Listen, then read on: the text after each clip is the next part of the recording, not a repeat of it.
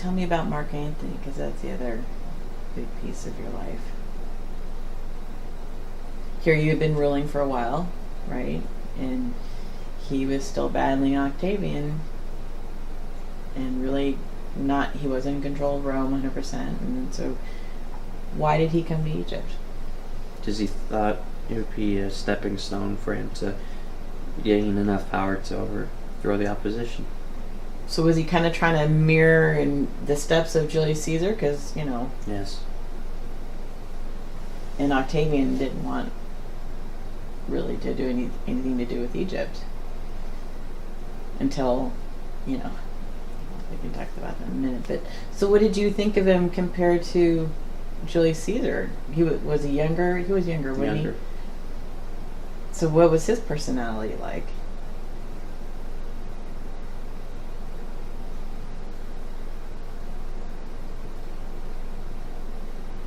In a way, he held himself to a certain station, and he seemed to always who would try to backstab him. Like, he actually got in practice, with enough times of people trying to do it, he could instantly spot who would do it and who would not. So he'd read through the person's He just had that air of instinct. Yes. I mean, did that happen a lot? I mean, I guess because you don't really have that in this modern day, really. But I guess in that time, that would be a skill set that if you're exposed to it, you have to learn it or you're dead. Did you even like him when you first met him? When you first showed up? I didn't know what to think of him. Did he claim to be... I mean, obviously he knew who you were and your history. You have a son with Julius Caesar. I mean, did he view Caesar as someone that he respected and wanted to, be like? Or did he, how was his entryway with you to kind of say, okay, here I am, here's what I want, what can I do for you? In extravagant words, he said, I know who you are and I don't care. You cross me and I'll cross and make sure to run you through. But if you hug me, I will hug back. So why did he show up to Egypt? He needed help? And what was his trade that Egypt helped him to win the leadership of Rome? What was Egypt to get out of it?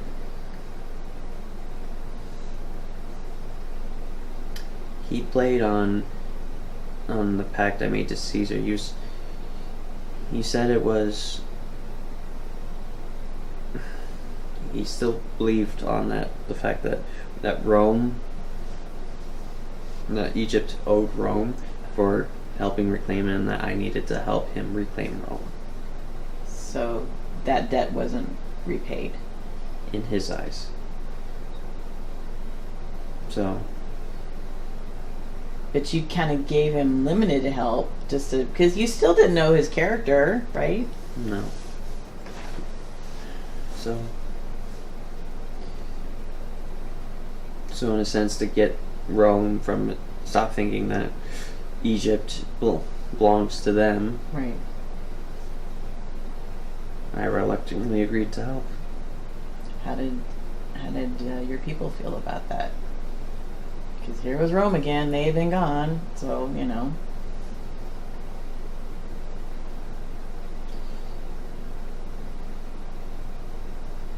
I'd rather not talk about that. That's fair enough. So you did end up having 3 children with Mark Antony, and at the same time made an enemy of Octavian because Octavian had married Mark Antony to his sister. So obviously you betrayed that. So that was a complicated web. I don't know how you... I guess Rome's there. Everything's going on is here. And it doesn't matter what's going on in Rome. There's always some problems, some string of lies, deceit, stress, political ambition. Always some of it, whether it's internally or externally. Unfortunately, I was caught like a fly in between it all. Well, did you love him? He must have loved you.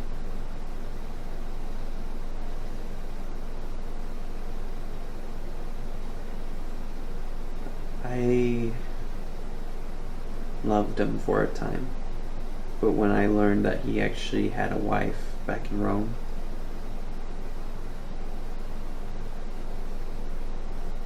That made the difference. because if he's unfaithful to someone who he already promised to be with, Mm-hmm. Even though it was a purely political alliance, but still, it's a commitment. even if it wasn't a union born of love, the fact that you still swore to stand by each other and to be with each other, and he forsook that even though he did not love her. Right. So that just kind of killed Pushed it. me away. Did it push him away? Probably not. He tried to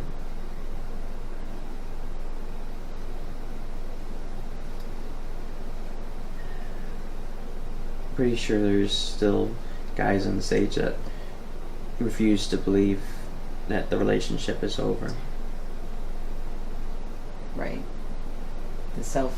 We call it being self-delusional. It's like, this is going on in my mind, so it must be true, even though it's playing out differently. Yes, it does happen still.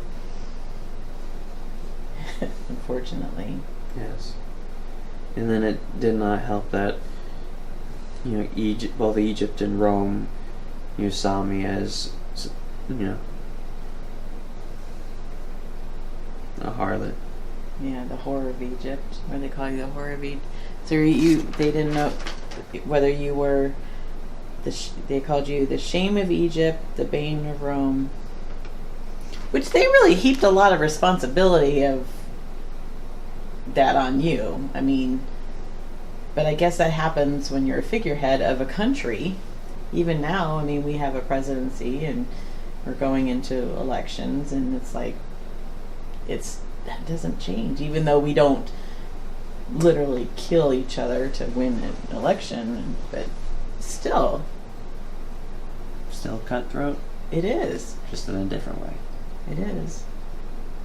So so you didn't love him anymore, but he obviously, so we went there, but how did you end up being letting the ships, the Navy of Egypt, go and fight the final battle with him and Octavian when you showed up? The people abandoned me. They tried to proclaim him pharaoh, and Antony? Wow. Yeah, that must have been very painful. Well, was there an instigator to help fuel that fire besides Antony didn't go out and be his own propagandist, did he? No, but it didn't help that there was some extremists and traditionalists that were advocating for him, that basically said that it wasn't Cleopatra, but it was Julius Caesar, his success, who The success, right? they were doing lies that saying he was the heir and that he was chosen by Julius Caesar, who helped reclaim Egypt, and look, she had 3 children with him, and and that he's truly the one destined to rule Egypt, and that wow. and he jumped on top of that and fueled it even more, and managed to rally many of other people to his cause. But it wasn't enough, because Octavian, he must have really learned how to play the psychological attack, because history thinks that Mark Antony was made aware that you were killed, and that he was so distraught that he fell upon his own sword. I mean, is that a myth, or did that really happen?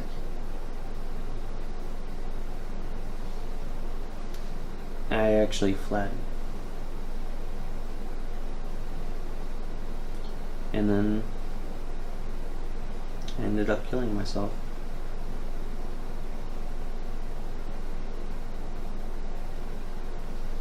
And I'm guessing Anthony believed it because I wasn't there. So, at the time when he killed himself, you weren't gone, right? Or, because, okay, so here's how history thinks it happened. That he was made aware of that, or was told that you had died. That he was so grief-stricken that he threw himself on the sword, but somehow made it back to where you were in the palace and saw that you were alive, but then died in your arms, and then you were grief-stricken and killed yourself. That's kind of how history has said it for all these thousands of years.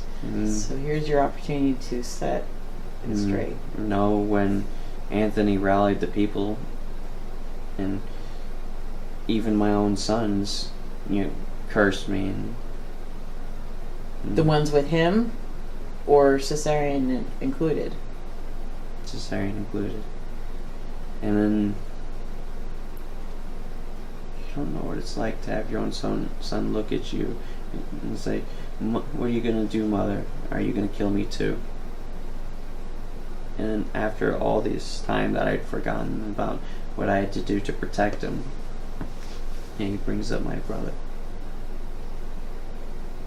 And I could not handle it, so I fled, and then I offered myself to Anubis, and that was the end of it. I think that you allowed yourself to be bitten by an asp. But it wasn't an asp, was it? That's the more romantic version of your death. But what happened is that it didn't make any difference because Caesarean he didn't get to rule. Before he even got to ramp up, he was killed too.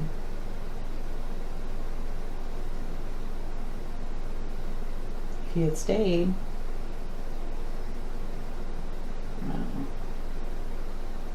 But to hear him say that to me as well, and to turn his back on me as well. After everything you did, and after I had a husband that was already promised to another. I had children that had disillusioned themselves as well, and disdained me as well, and people that on both fronts turn against me. What was I supposed to do? May I give you a hug?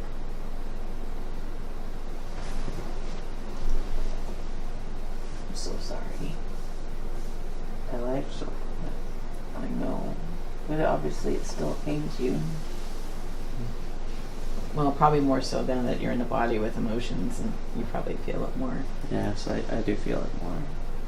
But it's probably good that I came through, because to be able to cry about it again and truly let it go instead of burying it.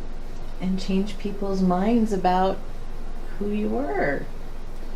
Yes, that I'm not, great Cleopatra of Egypt. No, I was just an awkward girl with an even bigger awkward crown.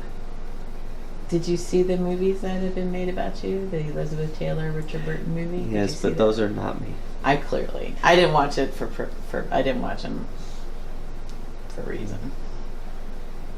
But at least did you experience love in that lifetime? I did. Through all the manipulations. Through all the hardships. There was times in my life that were an oasis that you just truly enjoyed it. Wow. And so that's why I'm number 6. Because you wanted to be balanced. Because that life was a balance act, if you will.